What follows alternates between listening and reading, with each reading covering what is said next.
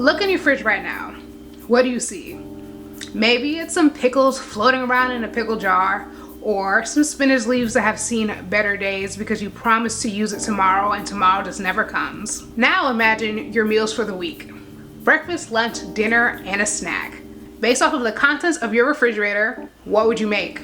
We're talking $0 spent, zero takeout containers, nothing, just the contents of your refrigerator. Now this is something that I just did, and I want to show you guys what I came up with. I yanked everything onto the counter like a mystery basket game show loser. We got one giant head of purple cabbage, a bag and a half of carrots, frozen sliced mushrooms, one sad looking lemon, green lentils, bulgur, oats, 3 apples, which I consider to be abundance, tofu, chia seeds, tahini, Vital Wheat gluten flour, a can of pigeon peas, and I also have some milk in the fridge. I wrote down what I was working with and got to work. Y'all, I ended up getting hungry before really filming, so we're down to 2 apples and I'm moving them over into the snack category. Moving on, I started off with breakfast because it's the easiest to figure out with this mystery basket. I'm starting with half a cup of oats, 1 tablespoon of chia seeds, the very last dregs of my PB Fit peanut butter powder for 2 of them, cinnamon for added flavor, and dried cranberries for the third, although raisins are typically my go-to, but I ran out. And maple syrup for sweetness and almond milk for moisture. I did a little more digging through my freezer and I found 1 breakfast burrito, 2 bagels, and 6 banana nut muffins, so we're adding that to our breakfast options as well. For lunch, I didn't know where I was going with this, but I did have the ingredients necessary to make seitan. Yay, protein! In a bowl, I combine Vital Wheat gluten flour, nutritional yeast, random herbs and spices for added flavor, and mix it all together. For the wet mixture, I'm starting with the greatest broth base of all time, better than bouillon, no chicken base. As you can see, we are struggling, but that's okay.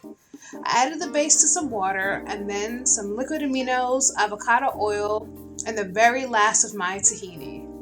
It's very much giving Elijah and the Widow of Zarephath. If you know, you know. Once I combine the liquid with the dry ingredients, everything comes together like magic. Splitting the dough in half, I wrap it in plastic and then foil, steaming over water for about 1 hour and 20 minutes. For the starch, I'm busting out my rice cooker to work smarter, not harder, adding in some Welsh bulgur, please wash your grains y'all, and rinsed pigeon peas.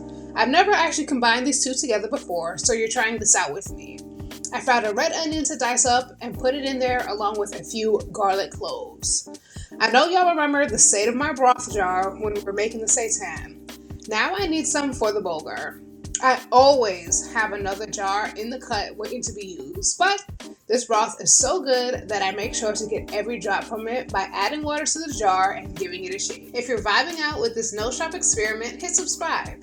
I drop budget-friendly food hacks every week, and next I'm tackling some seasonal meals coming real soon. So stay tuned if you want to be a part of the foodie fam. My freezer really has some hidden gems today, and this is some preserved parsley cubes.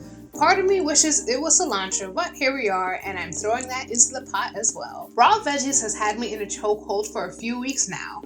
So with the cabbage, I'm hoping that I can make some kind of slaw. So I'm slicing the cabbage thinly. For the sauce, I'm starting with my sad lemon for acid to break down the fibers of the cabbage. I have a single serve container of guac, so I thought why not add that too, along with some olive oil, sriracha for some spice, and some herbs and spices.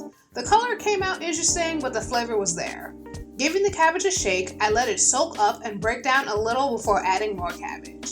Moving on to the carrots. I absolutely love carrot salad, so this was a no-brainer for me. First, washing and peeling the outer layer of the carrots, and then using my peeler to make ribbons out of them. 20 minutes and orange-dyed fingertips later, we have a lot of carrot ribbons. I pair this with my favorite red wine vinaigrette, which is simply olive oil, red wine vinegar, Dijon mustard, garlic powder, black pepper, and salt, mixing until evenly coated. I'm starting to see the light at the end of the tunnel and boil up some green lentils. Y'all see that 1 cup exactly? Talk about provision. I don't use broth for this. I season the water with poultry seasoning and cook it that way because depending on my mood, I'll season the lentils in many other ways. This week just so happens to be Thai sweet chili. For my last protein, I'm making some tofu scramble with diced mushrooms. I like to use a grater to shred my tofu because I prefer this textured for my scrambled tofu. The mushrooms are still very much frozen, so I kind of just hack at them until I get smaller pieces. And then I saute them together with a whole lot of seasonings and some liquid aminos. By the end of this mystery basket, we ended up with overnight oats, scratch-made seitan, which I turned into barbecue steaks, lentils that turned into Thai sweet chili lentils, bulgur and pigeon peas. My freezer kept on giving and I found about a cup of cooked quinoa, mushroom and tofu scramble, purple cabbage slaw, and carrot ribbon salad with red wine vinaigrette. Honestly, this batch cooking prep week actually turned out way better than I thought it was going to be, which just proves that cooking with what you have isn't punishment, it's a flex. If you want to try this type of cooking method out, my advice would be to shop in your fridge first, think about creativity second, and always come with the flavor. I hope you guys enjoyed this video. Don't forget to like, comment, and subscribe, and remember, healthy does not mean boring.